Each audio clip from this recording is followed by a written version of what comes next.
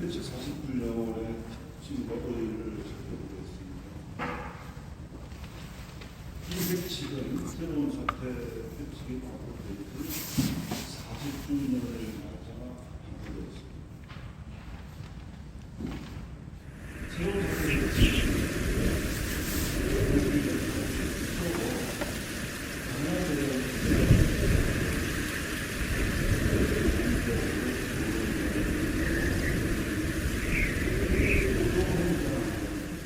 회칙은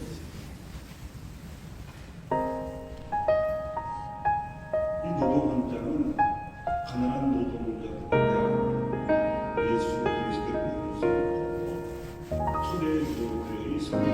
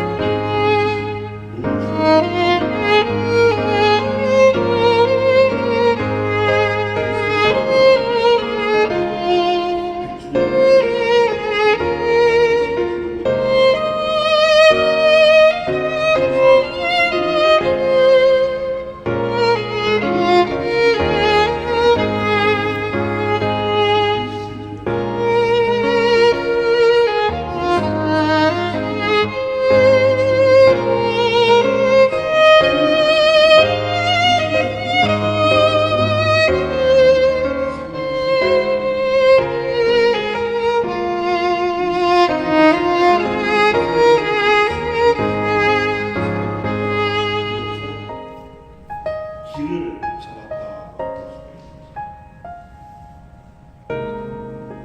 일제 100주년은 이 두 배치 새로운 사태와 40주년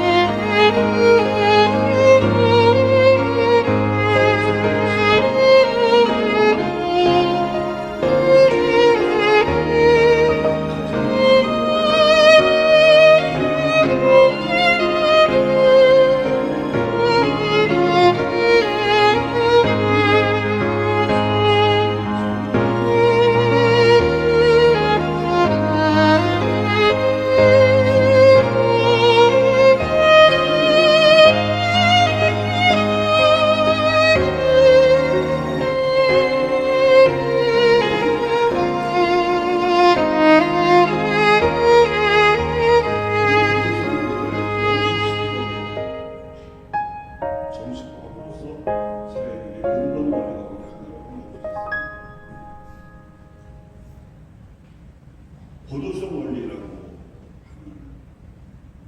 어렵게 들리실 수도 있는데 공동선에 관한 가장 큰 책임을 지고 있는 사회적 경제는 정부입니다.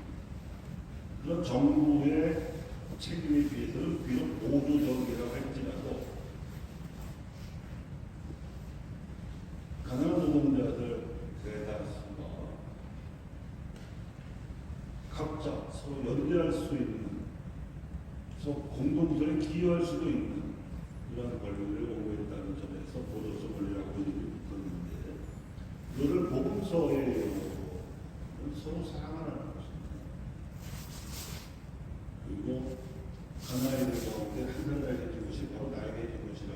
심판성을 하고 통하죠.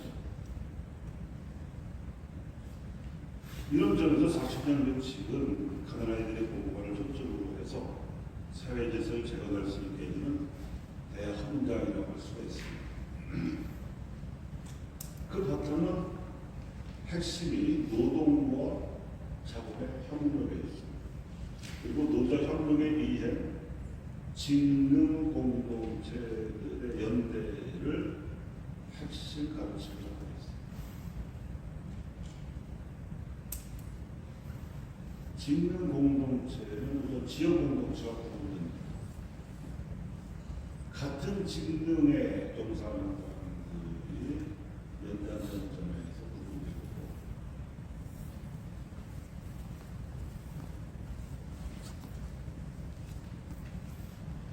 자본가든 노동자든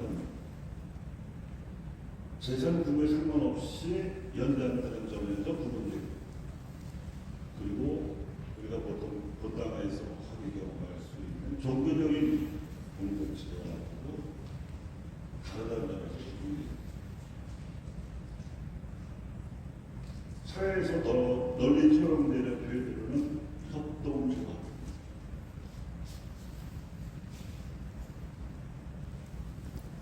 이제 그 역사적 배경을 살펴보겠습니다.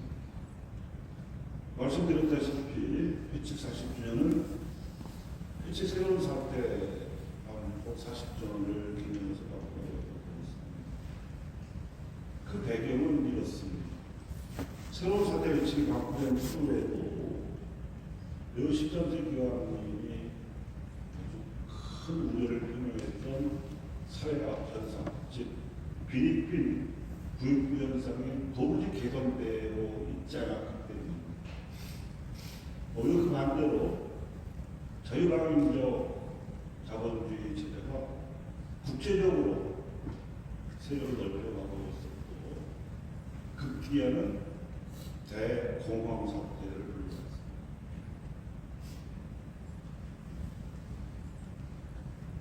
전 세계가 대공황에 혼란에 빠져있기 때문에 리오 11세의 경우는 사회 경제적 토대를 근본적으로 가져야 한다는 위기의식에서 이 원칙을 갖고 있습니다.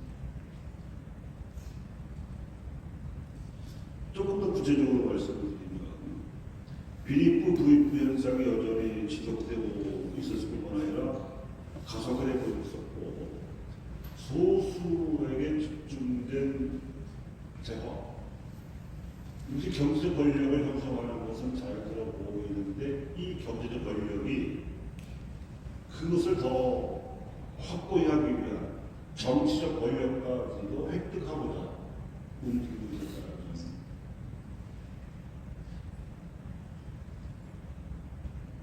그리고 매우 13세의 새로운 사태의 지역적 배경은 언제나 서유럽이었는데, 이제는 자유방임적 자본주의 체제가 확산됨에 따라서 다른 대륙, 즉 아메리카, 아시아에까지 소위 제국주의 국가들의 식민지 정책을 통해서 더 확산되고 있었음을 알 수가 있습니다. 뿐만 아니라 공장 노동자들만이 아니라 농업 노동자들까지도 처지가 극도로 나빠져 있었습니다. 사태가 심각했기 때문에 비오 교황은 단순히 레오 교황의 가르침을 반복할 수만은 없었습니다. 더욱 고통스러워진 노동자들의 처지뿐만 아니라 이미 신앙을 가지기 어렵게 된 사회전체 질서를 재건하는 데 집중했습니다. 그래서 필리핀 부익부의 사회적 현상의 근본적 원인인 사회적 부에 맞서고자 했기 때문에 개량주의자들이 흔히 시도하는 순수한 도덕적 접근 방식, 즉 부자들의 회개와 자살을 기대하는 그런 접근 방식을 취하지 않았습니다. 일부 부자들의 이미 일시적인 자선 행위로 개선된 사태가 아니다. 다른 한편으로 그것도 관여된 잘못도 피하고자 했는데, 그것은 흔히 공산주의자들이 급진적으로 시도하는 급격한 사회배달 방식이었습니다. 공산주의자들은 자유방임적 자본주의 폐해가 크니까 사유재산 제도 자체를 철폐해야 된다. 국가가 사유해야 된다 하는 급진적 주장을 했었죠. 그래서 모든 사회 악현상이 사회구조의 허물로 말미암은 것이라는 잘못도 피하고 하는 것입니다. 그러면서 회칙 나누기에 가면 사회 구조도 근본적으로 제각되어 있지만 개인들, 특히 경제적으로나 정치적으로 힘이 있는 개인들의 도덕적 회계도 반드시 뒤따라야 한다 하는 점을 강조합니다.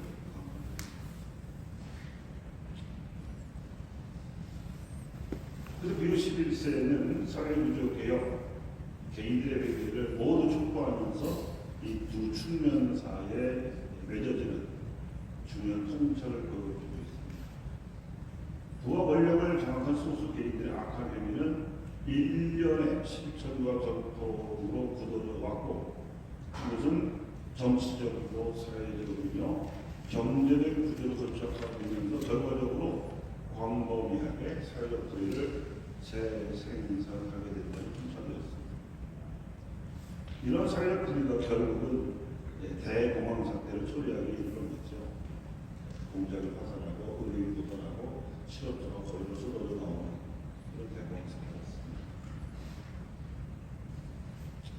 이런 점에서 비오 교황은 네오교황보다 더 급진적인 비판을 자본주의 체제에 대해서 가하고 있음을 알 수가 있습니다. 전반적으로 이 40년 해치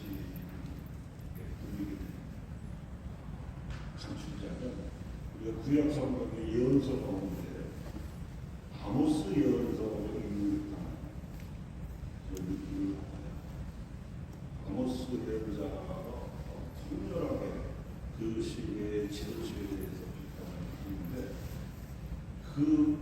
그와 마찬가지로 비오시스의 부자와 권력자들에 대해서 통렬한 비판을 말하고 있는 것이죠.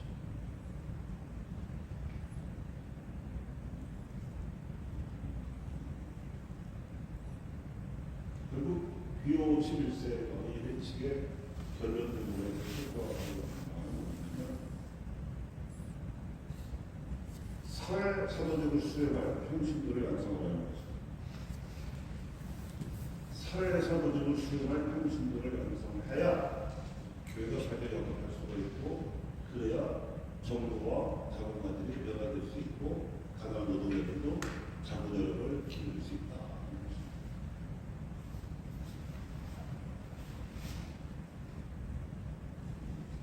이런 배경에서 비오 11세 교황님께서 40주년 회칙을 하셨는데, 이제 30분의 구성을 좀 살펴보겠습니다.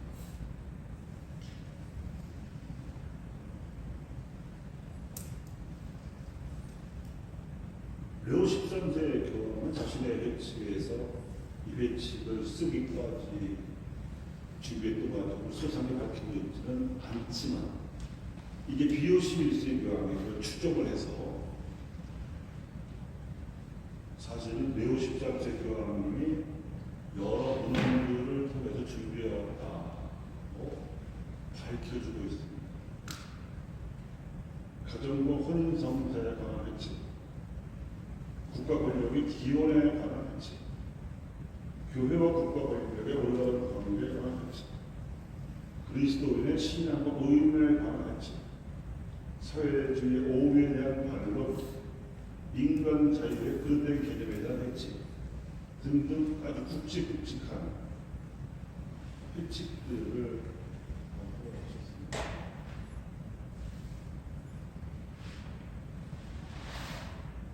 이것은 비오 11세 교황의 문장입니다.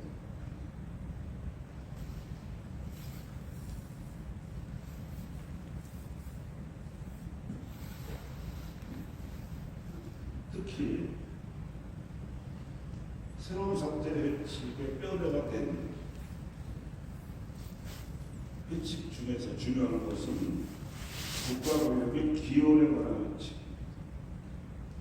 국가 권력은 하느님에게서 나온다. 소위 계몽주의 선양가들이 주장하듯이 사회 계약에 의해서 성립된 것이 아니다. 그렇다고 해서 또 왕조주의자들이 주장하듯이 특정 계획에 하느님께서 왕권을 또 국가 권력을 손에 쥐어주는 것도 아닙니다. 하느님에서 나오는 국가 권력은 인간의 자유와 도덕 책임에서 발달되었다. 이것이 국가 권력의 기원에 관한 것인데요. 이것은 아까 처음에 가정과 혼인성사에 관한칙을 먼저 준비했다고 말씀드렸는데, 가정의 권리가 국가의 권리보다 우선한다는 통찰은 여부가 없습니다.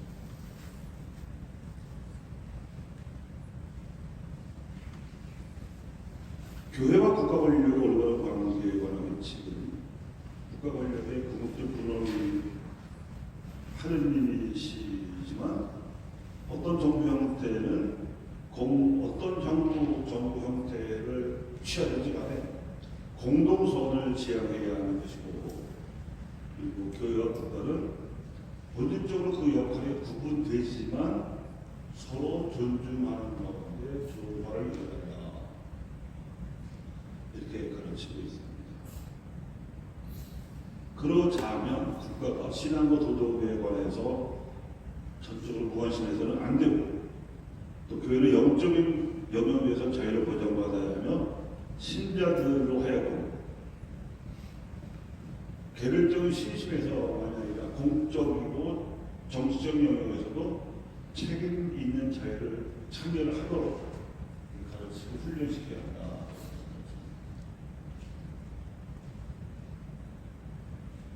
이 점을 우리가 쉽게 경험할 수 있는 분당현실하고 차이가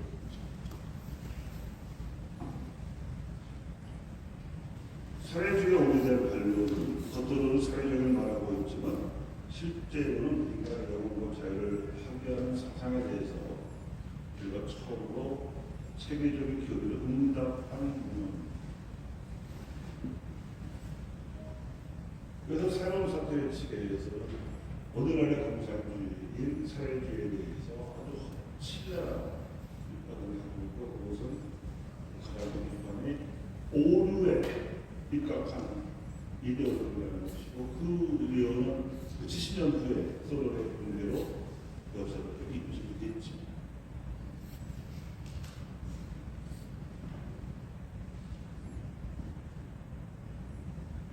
인간 자유의 그릇된 개념에 관한 회칙은 자유는 진리와 선으로부터 벗어나는 것이 아니라 그 안에서 완성된다.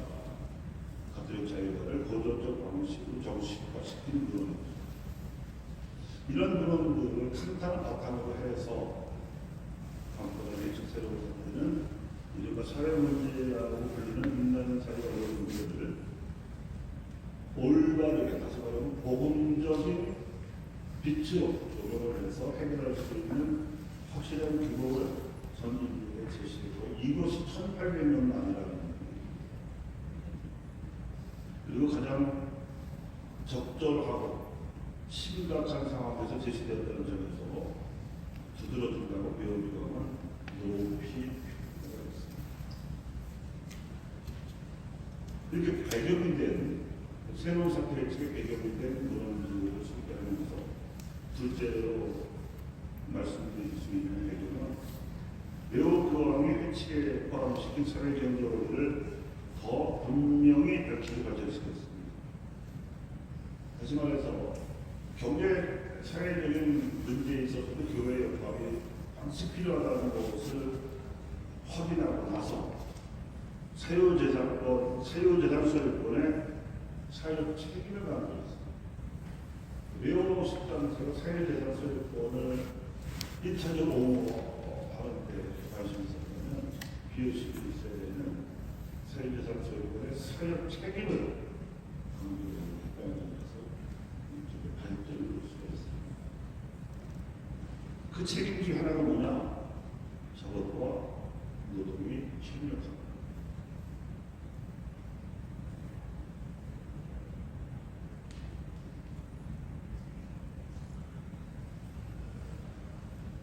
이에 대한 의식화가 이루어지지 않다.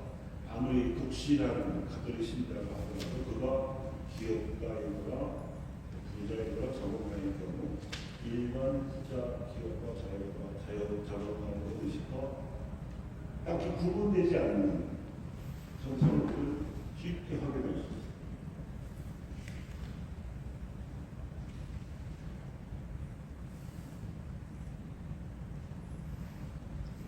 그래서 자본주의뿐만 아니라 공산주의 병폐를 아울러 치료하면서 사회적 사랑의 근본 정의로운 행동으로 사회를 도덕적으로 수신해야 된다. 이 점에서 우리가 갈등이 멀죠. 죄 짓지 말고 착하게 살아야하는 이야기는 감동이 들지만 사회적으로 책임을 지고 의롭게 행동을 한다는 것은 일부 신자들에게만 관심이 있는 것. 사제가 미사 중에 가구를 통해서나 또 특별한 가구를 통해서 이런 교황님들의 가르침이라고 할때는 사회적인 책임을 강조하면 왜 정치 얘기를 하냐? 대놓고 항의하기도 하고 나가기도 하고 마이크 끄기도 하고 별들을 하기도 하고 이만큼 우리가 복음적으로 의식하게 되고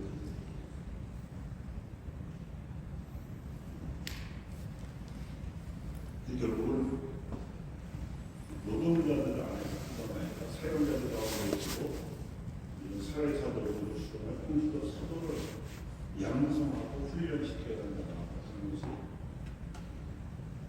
비교시기가 새로운 40절의 지금 기록된 가장 큰 배경.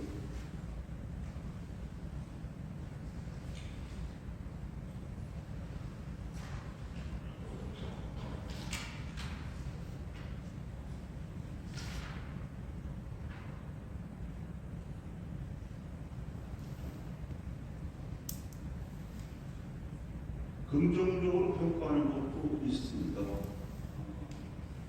우선 40점 회칙을 광고한 비오시스트의 교양이 새로운 사회 회칙의 영향에 대해서 가장 높이 평가하는 것은 노동조합 결성권을 노동자들에게 인정했다.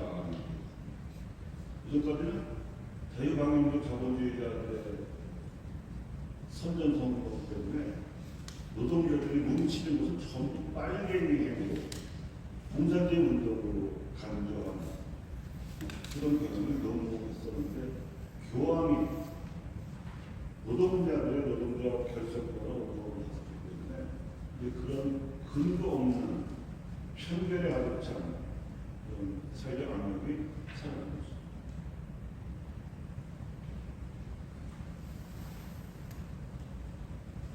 이런 가난한 노동자들 안에 미친 영향은 아니라 국가의 역할에 대해서도 영향을 미쳤습니다. 즉 국가의 공권력은 공동소를 증진시키는 데 최우선의 목적이기 때문에 그리고 가난한 노동자들이 가난하고 힘이 없지만 숫자적으로는 국민의 대다수를 차지하고 있기 때문에 그들을 보호하는 것이 결국 공동소를 증진시키는 것이 된다고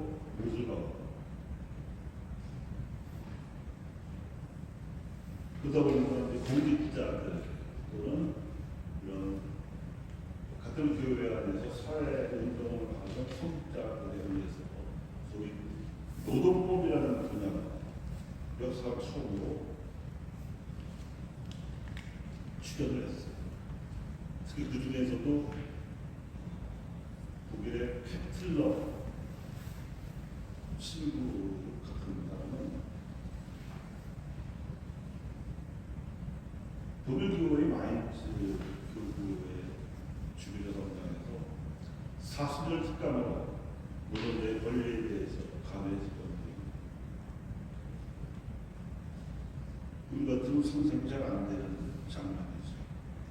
이분은 나중에 주격품을 가지셨고, 그리고 독일 바이마르 공화국에서 노동법이 제정되게 하는데 큰 역할을 했어요.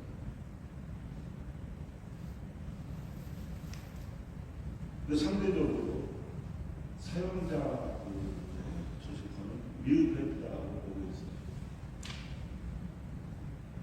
사용자들은 아무래도 공동성보다는 재산에 높아지지 않게 하는지, 그래서 조직화가 미흡했다고 평가를 하는 것이죠. 이런 조직화와 관련해서 비오11세 교황이 지적한 양상은 두 가지인데, 가톨릭 교회의 교세가 좀 크거나 이런 복음화가 많이 지적된 나라들, 예를 들면 벨기에라든지 네덜란드라든지 독일과 같은 데서는 아주 40주년 새로운 사회 회치가 같은 대로 가톨릭 노동자들의 노동조합이 많이 결성되고 연대를 하는 향각으로 나타났지만, 프로테스탄트 교세가 강한 미국이라든지 또는 그 당시 이태리는 파시즘의 영향 받은 반작용으로 공산주의 운동이 발달했었는지, 교황님이 계신 나라에 있으면 오히려 가톨릭 노동자들 조직화가 또 아주 미흡한 두 가지 양상을 따라서 지적하고 있습니다. 우리나라에서는 새로운 사회식의 영향으로 G5세, 그러니까 까르댕 주교이 새로운 사회식 가르침을 반영해서 만든 가톨릭 노동청년운동이 도입이 되는데, 역시 우리는 그리스도교 국가가 아니고 가톨릭 신자들의 숫자도 많지 않다 보니까 노동조합을 결성한 운동의 양상으로 하면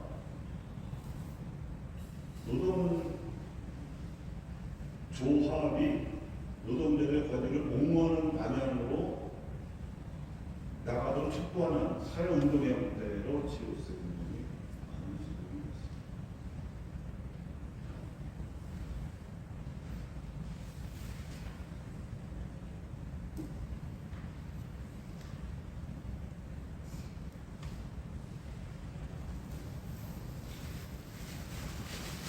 그 다음으로는 61세의 교황은 40주년 회칙에서 애들 강조하는 직능 공동체의 작동 방식에 대해서 말씀을 드리겠습니다.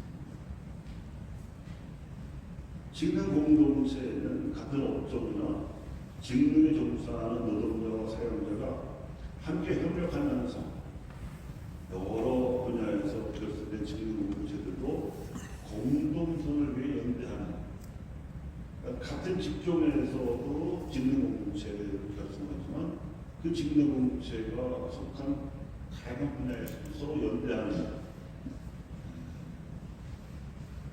그런 방식으로 작동이 되는 것입니다. 여기서 이제 보조성의 원리와 연대성의 원리가 연달아 작동합니다. 개별 노동자들에 관한 보조성의 원리가, 직능 공동체들 사이에는 연대성의 원리가 작용이 된다고 볼 수가 있습니다.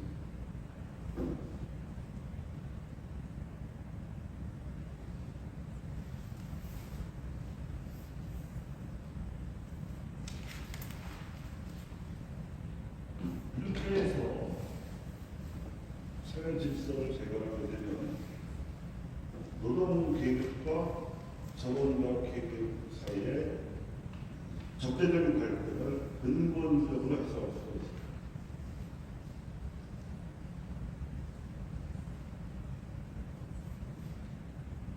노동시장 안에서 차지하는 위치가 노동자나 자본가냐 하는 지위에 의해서가 아니라 사회적 기능, 어떤 역할을 할 수 있느냐, 자본을 통해서 공동체에 기여할 수 있느냐, 노동을 통해서 공동체에 기여할 수 있느냐 하는 역할로 이것이 대체되면서 사회적 갈등을 원천적으로 시작할 수가 있습니다.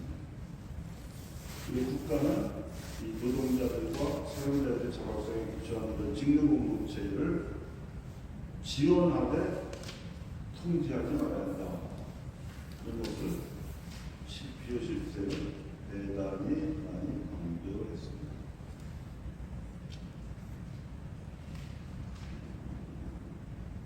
제가 보기에는 비효 11세의 강조는 이 직능공급체에 대한 공동체를 새로운 형태의 발견은 우리가 물질 문명 차원에서 발견한 그 어떠한 발견이나 발명문화도 각진 것입니다.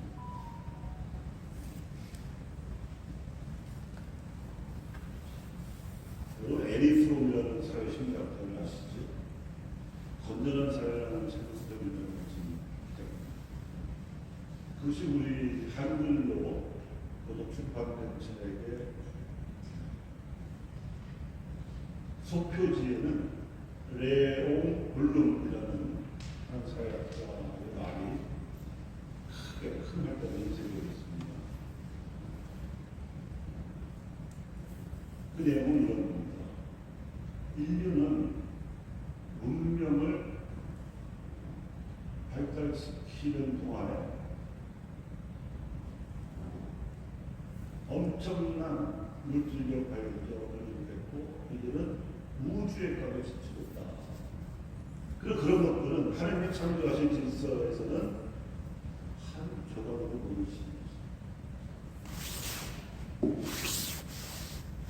하나님의 창조하신 질서의 큰 볼륨은 서로 사랑하는 공동체를 형성하는 것인데 왜 아직도 인류는 서로 사랑하는 공동체의 형태와 방식을 정착시키지 못합니다 하는 지적이었습니다. 요즘 AI라는 말 들어보셨죠? 인공지능, 챗GPT 그래도 문명이 기본적으로 철기 때가 아니고 철기 시대에 속합니다. 그 철기 시대 중에서도 특히 산업혁명, 그것도 디지털 산업혁명 후기에 들어서 그런 것들이 아무리 놀라운 편리함을 인간이 가져다 준다고 하더라도 인간들이 같은 직능 안에서 노동과 자본의 대립 없이 서로 협력할 수 있는 힘을 견뎌보는 훨씬 더 이것이 중요한 것이라는 겁니다. 그래서 비효 11세 교황이 가르친 직능공급체는 AI보다 더 귀한 깨우치기를 통찰합니다.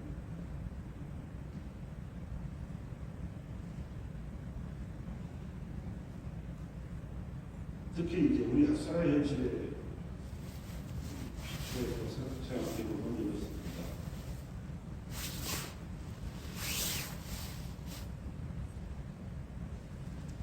몇 시간째 교황이 사회의 몰락을 예견하는지 70년간 서울공사학교 공부했지만 아직도 우리나라 한반도 국력단의 공산주의를 유지하는 사회체제가 범연하게 조립하고 있습니다.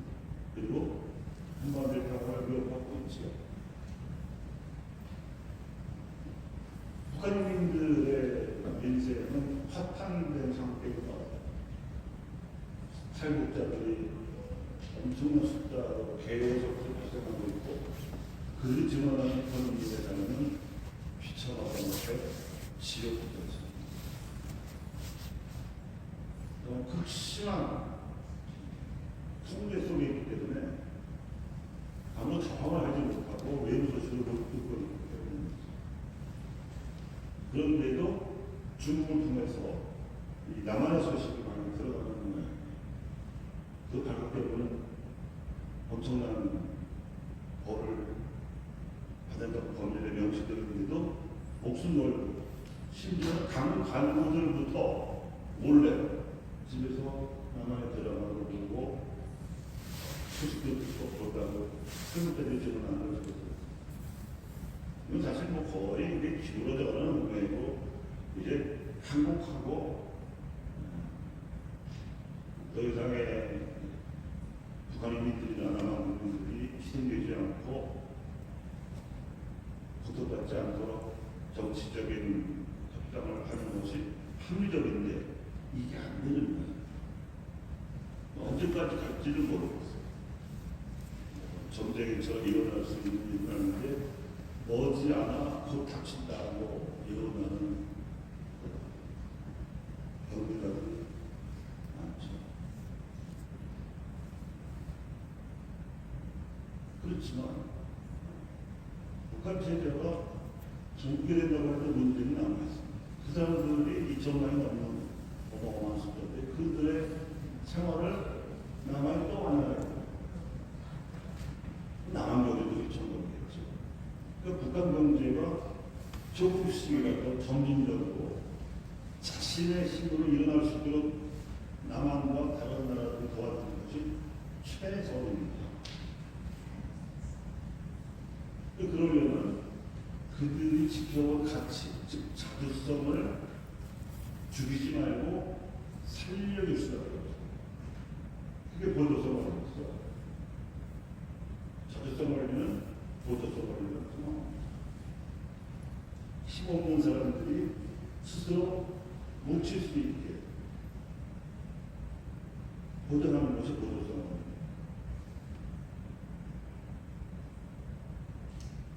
그런 반면에 남한의 자본주의를 미국식 체계를 모델해서 아주 모범생처럼 발전을 해왔지만 최근 들어서는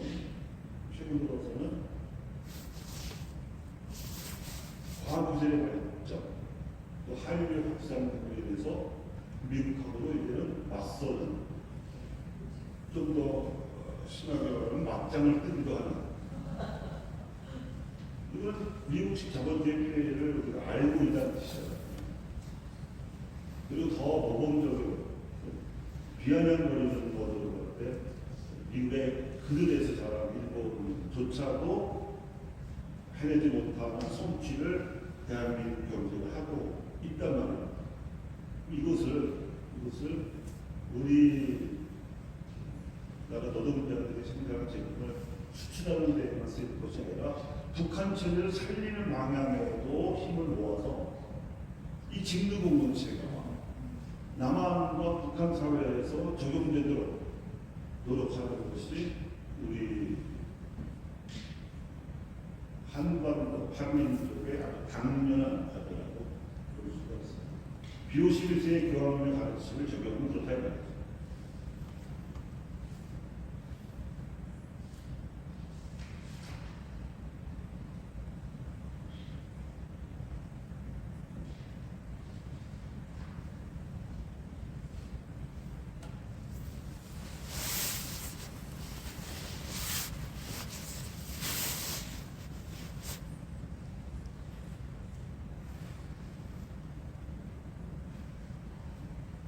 이제 이런 당면 과제를 해결하기 위해서 한국 사회가 어떻게 복구화되어 왔는지 그 여명을 살펴보겠습니다. 그래야 그 여명의 끝에서 한국 사회의 질서를 재건할 수 있는 성찰을 얻을 수 있기 때문이죠.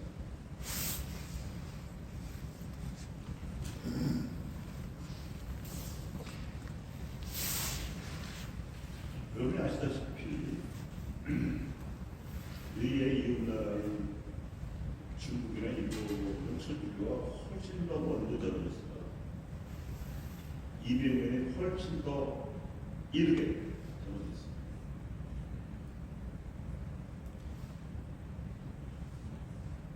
그리고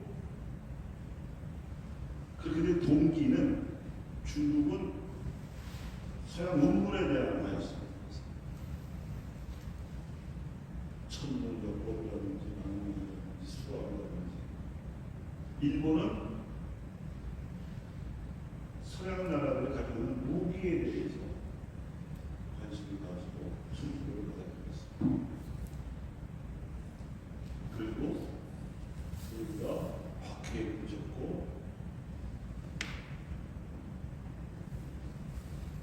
현재 우리가 알고 있는 것처럼 중국과 일본을 갖고 있는 문제는 바다입니다. 그런데 놀랍게도 중국의 파견된 선교사들의 일부 씨앗이 이 땅에 전해졌어요. 그때 그 씨앗을 받은 인물이 오늘 성지에서 기념하는 이가 세례가 되죠. 이제 밧데오리지라고 하는 선교사가 16세기에 중국에 와서 20년 동안 준비를 해요.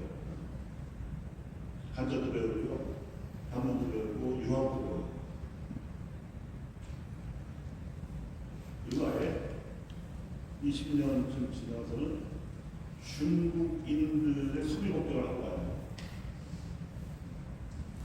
그렇지만 중국어를 구사하시는 것을 모르겠지. 그러면서 그가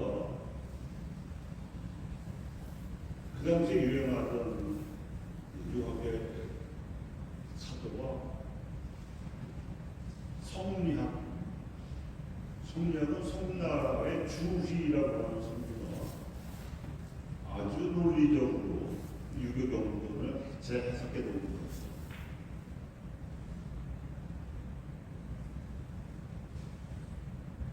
근데 이 밧데오리지는 송나라의 주자가 인용한 원전, 그러니까 공자맹자가 써놓은 원전을 직접 연구하면서 천이라고 하는 개념을 물리적으로나 정신적인 차원이 아니라 인격 신의 개념으로 적용하고 있음을 발견됩니다. 그것이 중국식 한자 이름으로 상제라고 해요. 그래서 선생님이 천주실의입니다. 시작적인 지식 수준으로는 예비대비를 저 정도이지만 가장 중요한 것은 천의 개념을 주자가 정의해놓은 성리학적 개념을 넘어서서 새롭게 열어놨다는 점이에요. 이것이 한 반세기쯤 지나서 저들의 들어옵니다. 그 역사의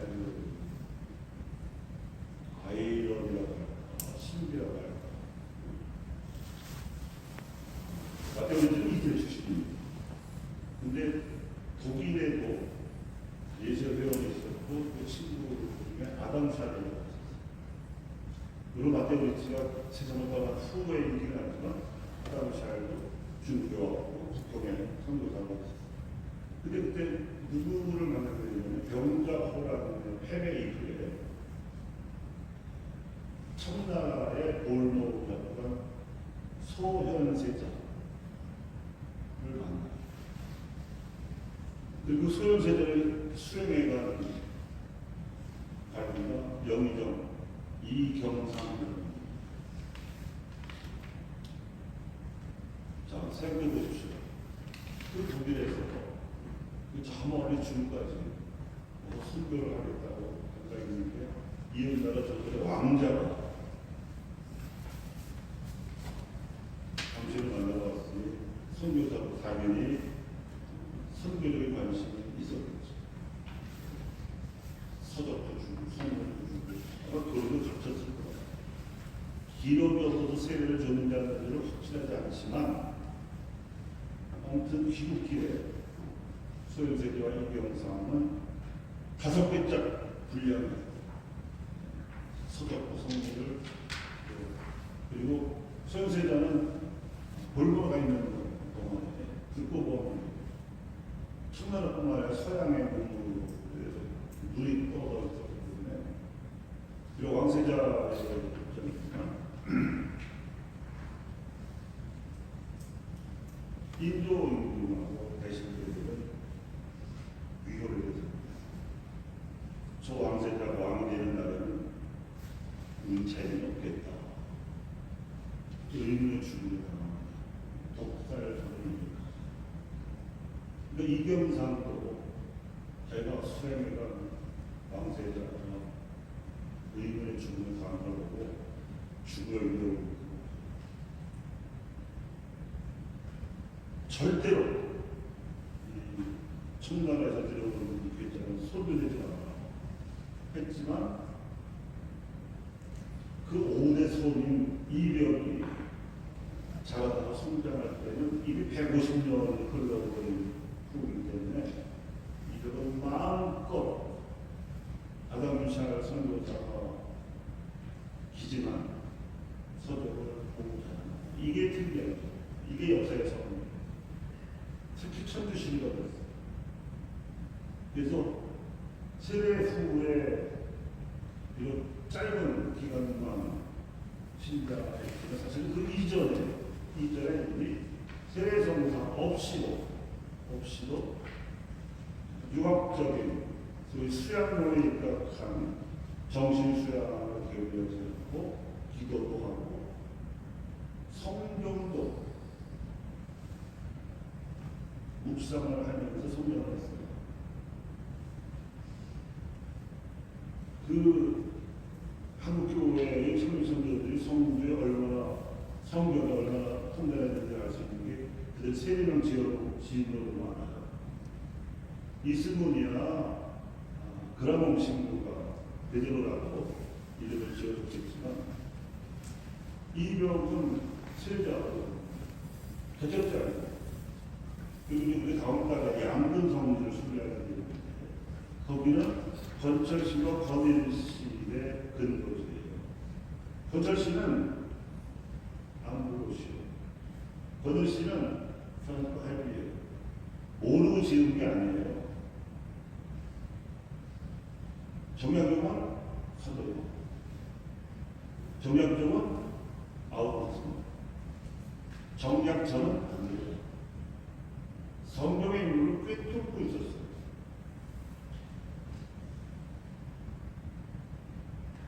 근데 그 당시 양금 땅에 살던 원칙 집안은 학문적인 기품이 탁월했던 집안.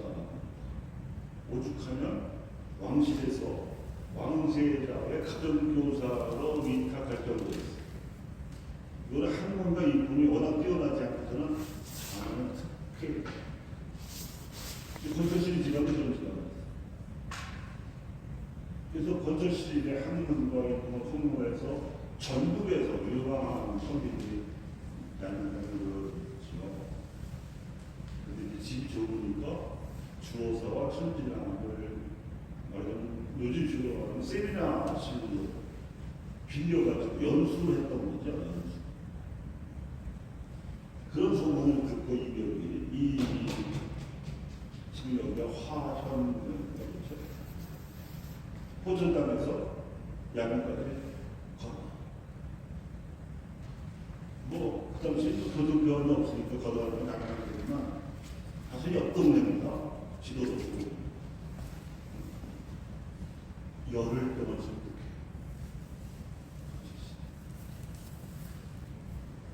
권철신의 학문과 이별의 학문을 다 꺼내놓고 공개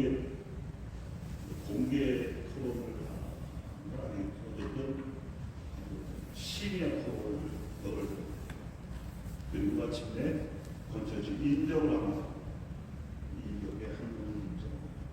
그리고 자기가 주재하는 강학회에 초대를 한 거죠. 그게 1779년 겨울입니다. 열흘 동안 진행된 그 강학회에서 처음에는 신학에 대한 관심에서 모인 세미나였는데 워낙에 서학이라고 불리던 당시 천주학에 해박한 이벽이 합류하면서 신학의 초점이 천주학으로 넘어갑니다.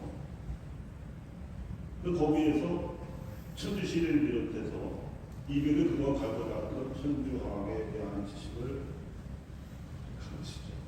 그래서 성교요지로 알려져 있는데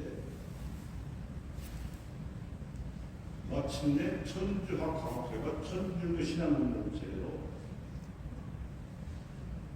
질적으로 성격을 변합니다. 천주 신자가 되면서 신학을 어떠신 문화의 명성입니다. 그러면서 아까 우리 주신 분한테 설명드렸듯이 이벽에 손이 누이가 정약혈의 부인이었습니다. 정씨 집안하고 이식 집안은 서른지간이에요.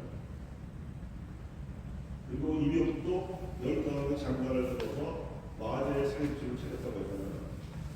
그래서 거기에 살림집을 차려놓고 거기서 멀지 않은 주호사나 선진함을 자주 가서 공부도 하고 책도 읽고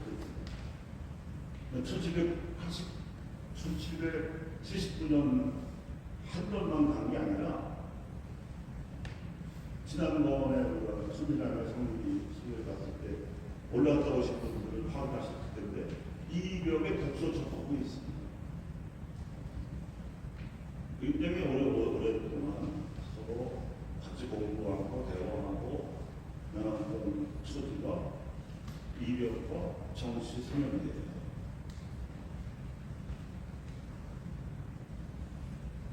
그러면서 그 유감스럽게도 이백의 부위가 먼저 세상을 떠나고 장례를 치르고 오는 배 안에서 본격적으로 여기 사돈들에게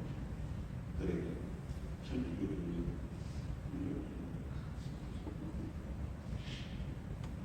그러면서 정확하게 말하는 분위기를 잡는 거죠.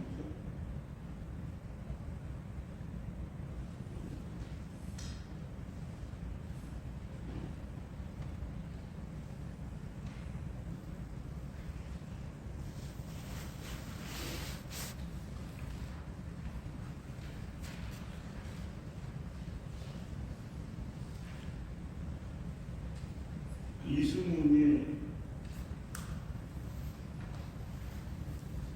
동지사의 서장관으로 임명되었던 아버지를 따라서 국정을 가봤고 남당 상가를 그라몽 신부한테서 배조라는 이름으로 세대를 갖고 와서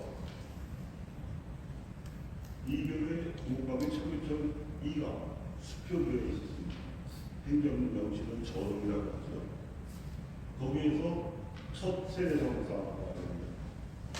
성사는 성직자들만 하는 걸로 알고 있지만 세대 성사는 평신도들도 줄 수가 있습니다.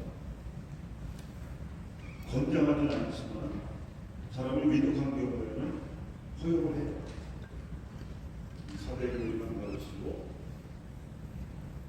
죽기 전에 세례를 받을 수 있도록 허용을 합니다. 그것도 대자라고 하지만 대자라고 해서 쌍으로 세례라는 뜻은 아닙니다. 너무나 세례입니다.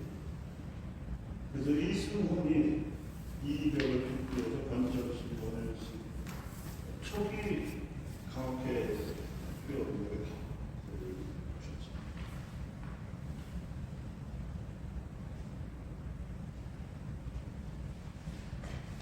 근데 사람이 자꾸 늘어서 가만히 좁으니까 좀 더 넓은 방, 넓은 집, 그래서 사람이 많이 지나들어도 의심을 찾지 않을 수 있는 것, 역관이면 의원이었던 중인 김범의 집으로 올라간 것이 명문회관.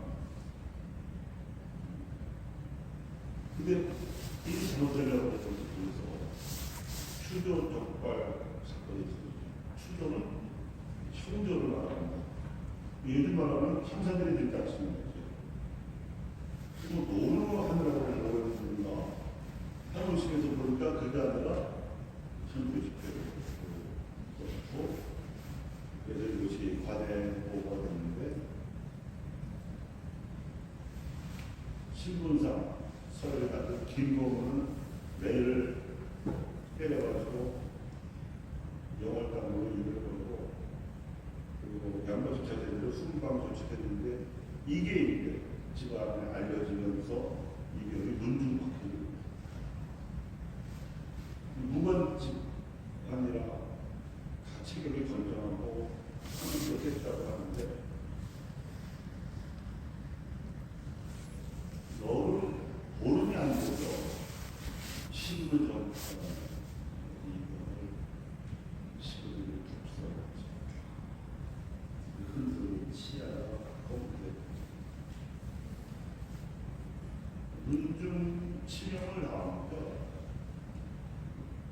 지금은 여러 차례 심보를 거치는데 한민회적으로 공식적으로 선포가 됩니다.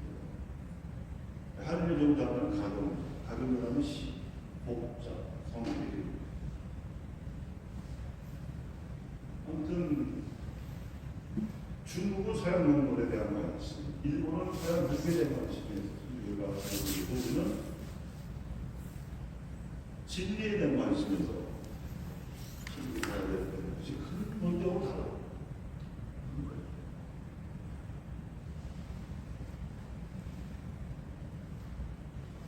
그래서 이병이 리더였는데 갑자기 생각하는 게 되니까 이승원의 주로 비상대책회의를 했죠. 그 당시 강학계 보이던 선배들이 숫자가 수명 됐었는데 그중 10명을 추려가지고 10명이 이병이 하던 역할을 해요. 이병은 1784년부터 1785년까지 8년 동안 한양 선비 1000여 명을 입교시킨 놀라운 선교관과였는데 이 10명의 수습대책위원들이 4년 동안 4,000명을 또 입교시켜요. 근데 이병이 주로 한양 선비들을 상대로 했던 데 비해서 수습대책위원회에서는 교도 다양하게 했어요. 한양에 있는 선비들만 아니라 전국에 명망가 대회를 우선적으로 시키고 신분도 양반만이 아니라 중인, 상인, 청인 또 여성들까지 그 당시 남녀인별이 엉망한 시절이라 여성들에 대한 교육은 여성들만 가르칠 수 있었고 또 그리고 학원을 자유롭게 배울 수 없어서 한글을 여러분들이 주로 썼는데 이 한글 번역을 양반 선비 신자들의 아내들이 수행합니다. 이러면서 1801년에 신일학교를 열었을 때는 본의 아니게 복음이 전국적으로 확산되는 효과가 나요. 그래서 그야말로 지도부가 끌려가고 유배당하고 사형당하고 거의 와해가 됐는데 성령의 바람이 불어서인지 교우초이 전국적으로 확산됩니다. 최양욱 씨는 나중에 순방하면서 남긴 기록에만 의해서 보더라도 189군데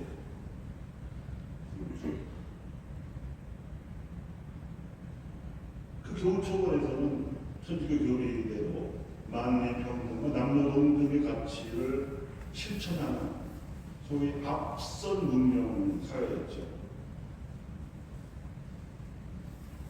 자, 여기까지가 그야말로 확 간추린 천주교회장입니다. 그런데 결국 천주교 신자들 100년 박해를 견뎌내고 쟁취한 신앙과 양심의 자유를 일제강점기를 거치고 대한민국 정부 선거에는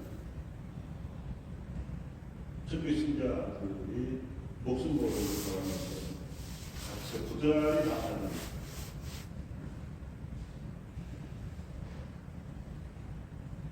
인간의 정성 그리고 국민이 주인인 나라 그리고 자유권적 인권뿐만 아니라 사회권적 인권까지도 확립해야 하는 과제를 안고 있는 것이 대한민국 현실입니다. 우리는 주거 부담이 너무 과중하고 교육 부담이 너무 과중하고 모든 나라가 이렇게 사는 거 아닙니다. 헌법을 바꾸면 국민이 합의하면 얼마든지 이런 사회권적인 인권도 누릴 수가 있게 됩니다. 그러니까 주거 부담, 교육 부담을 일반 국민들이 지금도 훨씬 가볍게 하는 지원이 있다고 하더라도 삶의 질은, 행복은 훨씬 더 높아질 거예요. 그러고 나서는 그 공동체 혜택을 끝까지 넓혀야 되는 거예요.